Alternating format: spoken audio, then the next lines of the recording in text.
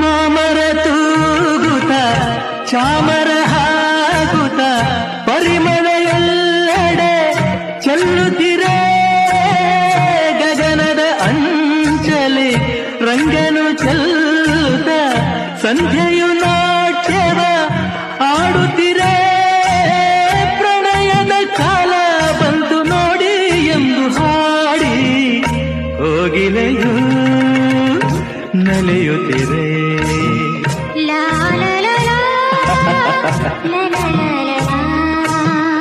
ಆರತಿಯೇ ಧರೆಗಿಳಿದಂತೆ ಆ ಮದನ ನಗುತ್ತಿರುವಂತೆ ಕಲ್ಲು ಮುಳ್ಳೆಲ್ಲ ಬಳ್ಳಿ ಮುಗೆಲ್ಲ ಹೂವಾಣವಾಯಿತು ಎನಿಸುತ್ತಿದೆ.